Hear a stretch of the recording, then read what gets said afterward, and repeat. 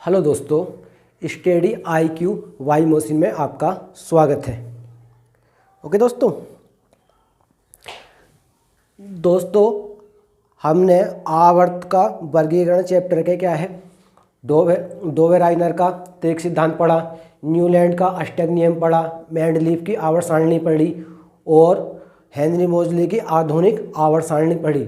ये क्या था, हमने 4 के 4 लेक्चर जो थे कंप्लीट कर लिए थे। ठीक है दोस्तों, अब इन लेक्चर पे क्या है, कुछ ऑब्जेक्टिव क्वेश्चन है जो आपके एग्ज़ाम के हिसाब से बहुत ही यूज़फुल हैं, जैसे railway NTPC, group D, CTET, all state TET, जितने भी एग्ज़ाम में क्या है साइंस आता है, केमिस्ट्री आता है, उन सभी के लिए क्वेश्चन क्या है, ये बहुत अच्छे क्वेश्चन है।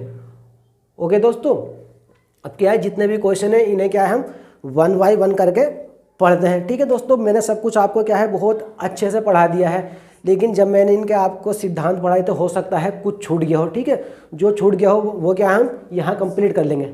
ओके दोस्तों, आइए दोस्तों स्टार्ट करते हैं। हमारा फर्स्ट क्वेश्चन है, डोवेराइनर ने निम्न में से कौन सा सिद्धांत दिया। ठीक है, फर्स्ट ऑप्शन है त्रिक सिद्धांत, दूसरा ऑप्शन है अष्टक सिद्धांत, तीसरा ऑप्शन है दोनों सिद्धांत।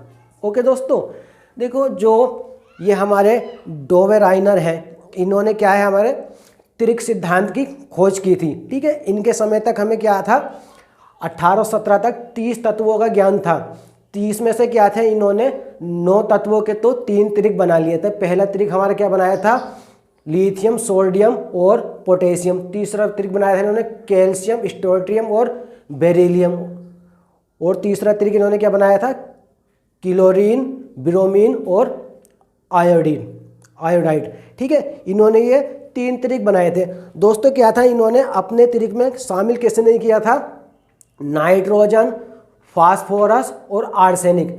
नाइट्रोजन, फास्फोरस और आर्सेनिक के गुण भी क्या थे, इन्हीं की तरह, तीनों त्रिक की तरह मेल खा रहे थे, लेकिन डोवेराइनर ने क्या था, इन्हें अपने त्रिक में शामिल नहीं किया था, जिससे क्या थी, इनकी आवर्त सारणी को नकार दिया गया था। ओके दोस्तों, अब आता है हमारा अष्टक सिद्धांत। अष्टक सिद्धांत हमारा किसने दिया था, ये अष्टक नियम क्या था, न्यूलैंड्स ने दिया था। अष्टक नियम हमारे क्या था, न्यूलैंड्स ने दिया था। और इन्होंने क्या है, तत्वों को बढ़ते परमाणु द्रव्यमान के क्रम में रखा, तथा इन्होंने आधार क्या माना था, एक संगीत के सुर को इन्होंने आधार माना था। और इन्होंने बता दिया था कि संगीत में जो हमारे 8 सुर होते हैं, ठीक है, 8 सुर में से क्या है, हर 8वां सुर अपने पहले की तरह होता है। ठीक है, ऐसे इन्होंने तत्वों में बताया, हर 8वां तत्व अपने पहले तत्व की तरह रासायनिक गुणधर्म रखता है। ओके दोस्तों, ये क्वेश्चन हमारा कंप्लीट हो गया। अब आता है हमारा सेकंड क्वेश्चन, कह रहे हैं डोवेराइनर का प्रथम त्रिक कौन सा है। देखो दोस्तों, डोवेराइनर ने, मैंने आपको बता दिया था क्या थे, 3 त्रिक दिए थे। इनका प्रथम त्रिक कौन सा है, लिथियम, सोडियम और पोटेशियम। प्रथम त्रिक इनका कौन सा होगा, लिथियम, सोडियम और पोटेशियम। ओके दोस्तों, कैल्शियम, स्ट्रोंटियम और बेरिलियम, ये इनका क्या है, दूसरा त्रिक है। क्लोरीन, ब्रोमीन और आयोडीन, ये क्या है, इनका तीसरा त्रिक है। नाइट्रोजन, फास्फोरस और आर्सेनिक, ठीक है, इन्होंने क्या है, इन्हें त्रिक में शामिल नहीं किया था। दोस्तों देखो दोस्तों, इनका पहला त्रिक ये है, देखो एग्जाम में क्या होता है, जिन तत्वों पे इन्होंने जो त्रिक बनाया है, जिन पे ज़्यादा इनका जिक्र करा है, वही एग्जाम में आएंगे क्वेश्चन।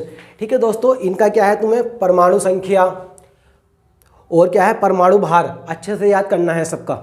ओके दोस्तों, अब आता है हमारा नेक्स्ट क्वेश्चन, न्यूलैंड के अष्टक नियम में अंतिम तत्व कौन सा था। ओके दोस्तों, ये पूछ रहे हैं न्यूलैंड्स के अष्टक नियम में अंतिम तत्व कौन सा था। दोस्तों न्यूलैंड्स के अष्टक नियम में अंतिम तत्व हमारा कौन सा था, थोरियम था। ठीक है, और अंतिम तत्व थोरियम था। और थोरियम कौन सा तत्व था, ये हमारा 56वां तत्व था। इन्होंने क्या था, 56 तत्वों तक काम किया था। ठीक है दोस्तों, और न्यूलैंड का अष्टक नियम हमारा कहाँ तक काम करता था, कैल्शियम तथा हल्के तत्वों तक जो था ना, ये लागू होता था। ओके दोस्तों, तो हमारा 56वां तत्व अंतिम तत्व कौन सा था? थोरियम था। कैल्शियम क्या था? ये इनका नियम जो था कैल्शियम तक लागू होता था। ठीक है दोस्तों, नेक्स्ट क्वेश्चन आता है आधुनिक आवर्त सारणी में 7वें आवर्त को किस नाम से जाना जाता है? ओके दोस्तों, ऑप्शन दिया है अपूर्ण आवर्त, अति दीर्घ आवर्त, लघु आवर्त या इनमें से कोई नहीं। देखो, जो ये हमारा 7वां आवर्त है, ठीक है, अभी इसे क्या है हम अपूर्ण आवर्त के नाम से जानते हैं। ठीक है, इसमें क्या है तत्वों के अभी खोज चल रही है, ये अभी क्या है पूरा नहीं हुआ है। अभी तक इसमें कितने तत्व हैं? 28 तत्व हैं और इसे हम क्या है अपूर्ण आवर्त के नाम से जानते हैं। तो इसका आंसर हमारा क्या होगा? अपूर्ण आवर्त। ये पहला वाला इसका आंसर हो जाएगा अपूर्ण आवर्त। अति दीर्घ आवर्त, अति दीर्घ आवर्त जो है हमारा कौन सा है? ये 6ठा आवर्त है। ठीक है, 6ठे आवर्त को हम क्या बोलते हैं? अति दीर्घ आवर्त बोलते हैं। ठीक है, इसमें अभी तक कितने हैं? 32 तत्व हैं। सबसे ज़्यादा तत्व क्या है इसमें? हमारे 32 तत्व हैं। और जो ये लघु आवर्त है, ये हमारा क्या है? सबसे पहला वाला आवर्त है। ठीक है, पहले आवर्त में हमारे कितने तत्व हैं? 2 तत्व हैं, एक हाइड्रोजन और दूसरा क्या हमारा? हीलियम, जो कि हमारी कैसी है? अक्रिय गैस है। ओके दोस्तों, नेक्स्ट क्वेश्चन है आपका आधुनिक आवर्त सारणी के प्रथम वर्ग के तत्वों को किस नाम से जाना जाता है? कह रही है क्षारीय धातु, क्षारीय मृदा धातु, उपधातु या अधातु। ठीक है, तो हमें किस नाम से जाना जाता है? इसे क्षारीय धातु।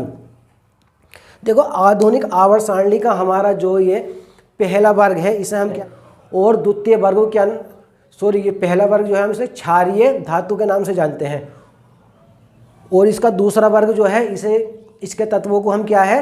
दूसरे वर्ग के तत्वों को क्या है? हम क्षारीय मृदा धातु के नाम से जानते हैं। और ये दोनों ही हमारे क्या है? एस ब्लॉक के अंतर्गत आते हैं।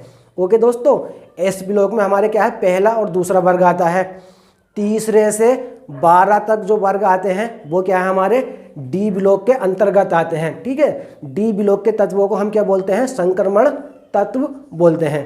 ओके दोस्तों, जो हमारे होते हैं 13 से 18 तक, 13 से 18 तक वर्ग जो होते हैं, ये वर्ग हमारे क्या हैं?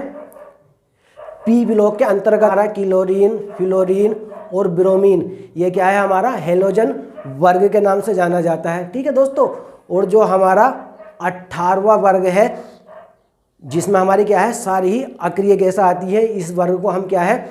शून्य वर्ग, नोबल वर्ग या उत्कृष्ट गैसों के नाम से जानते हैं। ठीक है, जो 18वें वर्ग शून्य वर्ग में उत्कृष्ट गैसों की संख्या हमारी कितनी है? 7 है।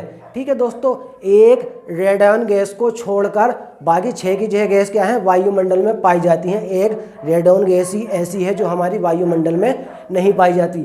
ठीक है दोस्तों, इसके बारे में और अच्छे से पढ़ते हैं।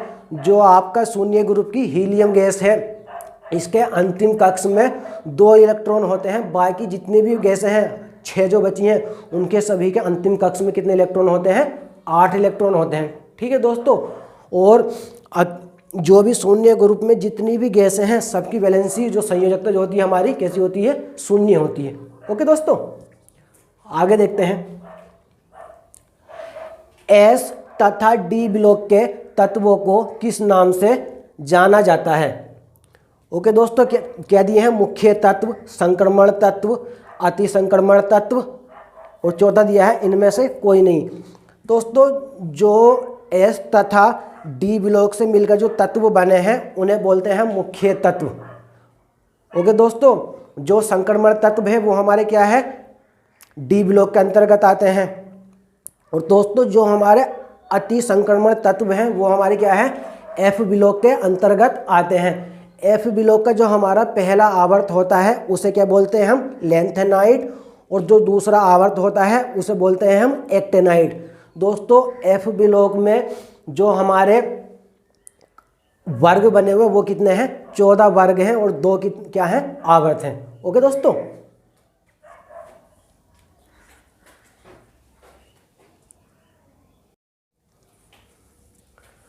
आइए दोस्तों कुछ और क्वेश्चन देखते हैं। समूह में ऊपर से नीचे जाने पर संयोजकता पर क्या प्रभाव पड़ता है? ओके दोस्तों, देखो, समूह में जब हम ऊपर से नीचे आते हैं, जब ऊपर से हम नीचे आते हैं ये हमारा समूह हो गया वर्ग। जब हम ऊपर से नीचे आएंगे, ठीक है, जैसे हमारे लिथियम है, सोडियम है, पोटेशियम है, ये धातु है, ठीक है, तो संयोजकता में हमारा कोई भी प्रभाव नहीं पड़ेगा।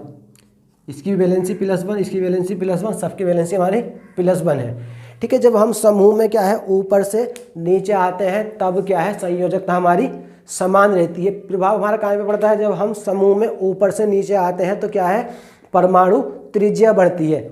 ओके दोस्तों, परमाणु त्रिज्या हमारी कैसे बढ़ती है, जैसे लिथियम है इसकी एटॉमिक नंबर 3, सोडियम है इसका एटॉमिक नंबर 11, पोटेशियम है इसका एटॉमिक नंबर हमारा कितना है 19, इसकी कक्षा होंगी 2 Kl, पहली में 2, सोडियम की कक्षा होंगी KlM 2 8 1 और पोटेशियम की KlM और N 2 8 8 और 1।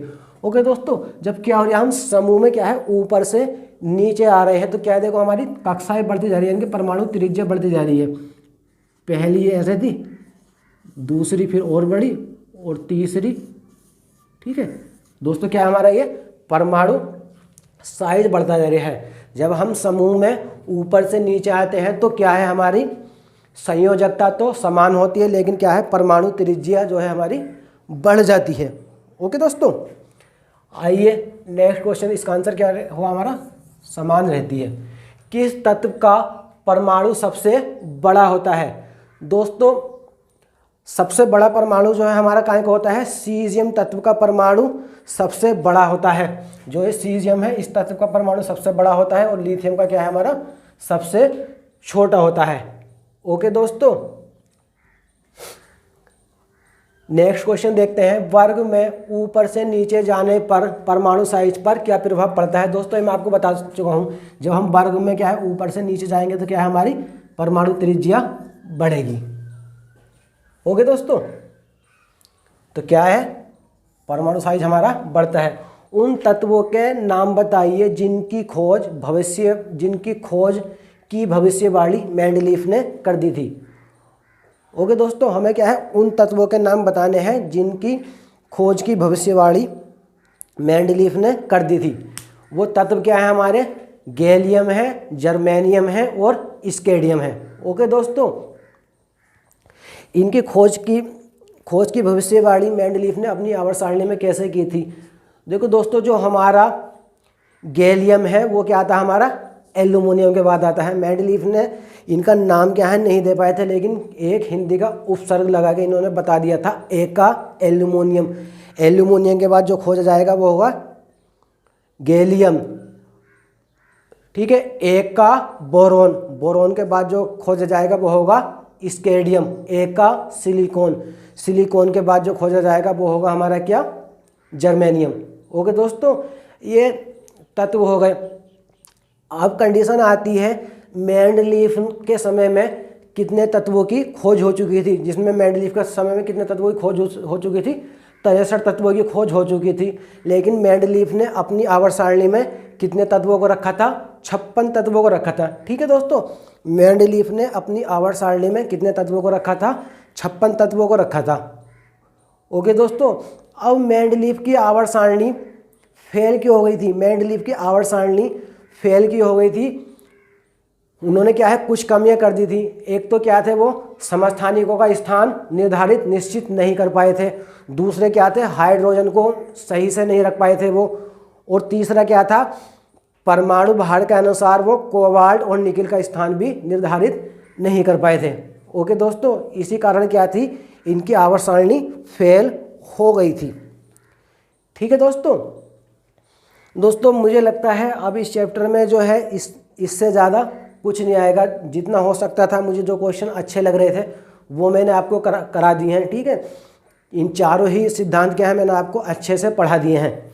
ओके दोस्तों, देखो आप जितना मैंने इसमें पढ़ा है, तत्व तो क्या है 118 तत्व हैं, लेकिन ऐसा तो नहीं है 118 के 118 तत्व में से क्या है एग्जाम में क्वेश्चन आएगा। देखो एग्जाम में जो आपके क्वेश्चन बनेंगे इन्हीं में से बनेंगे। जिसने डोवर राइनर ने अपने त्रिक का यूज किया है, 3 त्रिक दिए हैं, कौन सा उन्होंने त्रिक नहीं माना है, तो इनकी ही परमाणु संख्या आएगी, इनका ही परमाणु भार आएगा। इनके ही बारे में मालूम करने के लिए आएगा। ठीक है, दूसरी बात क्या आते हैं, न्यूलैंड्स आते हैं। तो न्यूलैंड्स ने अपना सिद्धांत कहाँ पे दिया, संगीत के सुर पर दिया, और तत्वों को क्या है, बढ़ते परमाणु द्रव्यमान के क्रम में रखा।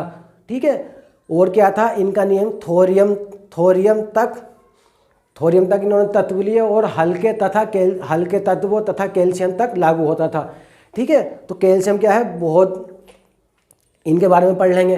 दूसरे क्या आता है, मेंडलीव। अब मेंडलीव ने क्या कमी की, कौन से तत्व वो नहीं रख पाए, इनके बारे में पढ़ लेंगे। ठीक है, और जो आते हैं हमारे हेनरी मोजले ने क्या क्या बताया, जो तत्व है उनके बारे में पढ़ लेंगे। ठीक है दोस्तों, देखो आवर्त क्या है, आपको कौन से पढ़ने हैं, दूसरा और तीसरा आवर्त क्या है, आपको बहुत अच्छे से स्टडी करना है। दूसरे और तीसरे आवर्त का बहुत ज़्यादा जिक्र हुआ है, और वर्ग का देखो आपको पहला वर्ग अच्छे से पढ़ना है, दूसरा वर्ग अच्छे से पढ़ना है। ठीक है, 17वां वर्ग अच्छे से पढ़ना है, 18वां वर्ग अच्छे से पढ़ना है। ओके दोस्तों, एक तत्व होता है आपका यूरेनियम, जिसका यूरेनियम के परमाणु संख्या हमारी कितनी होती है, 92। ठीक है, और ये क्या है, हमारा F ब्लॉक में पाया जाता है, F ब्लॉक में रखा गया है। ठीक है, यूरेनियम के बाद जितने भी तत्व आते हैं उनको हम किस नाम से जानते हैं, परा यूरेनियम के नाम से जानते हैं। ओके दोस्तों, मैंने जितना आपको पढ़ा दिया है, आपको लगता है फिर भी कुछ छूट गया है, आप मुझे कमेंट करना। ओके दोस्तों, ठीक है, मैं क्या है आपको बताने की कोशिश करूँगा। ओके दोस्तों, अगर आपको मेरा पढ़ाया हुआ अच्छा लगता है, आपको लगता है ये हमारे एग्ज़ाम में क्वेश्चन आ सकते हैं, ठीक है, तो आप मेरे चैनल को सब्सक्राइब कर सकते हैं, लाइक कर सकते हैं। लाइक करोगे तो उससे क्या है, मुझे फीडबैक मिलेगा, मुझे पता चलेगा मेरा पढ़ाया हुआ क्या है आपको अच्छा लग रहा है। उसके लिए क्या है, मैं और ज़्यादा से अच्छी मेहनत करूँगा। ओके दोस्तों, thank you, have a watching.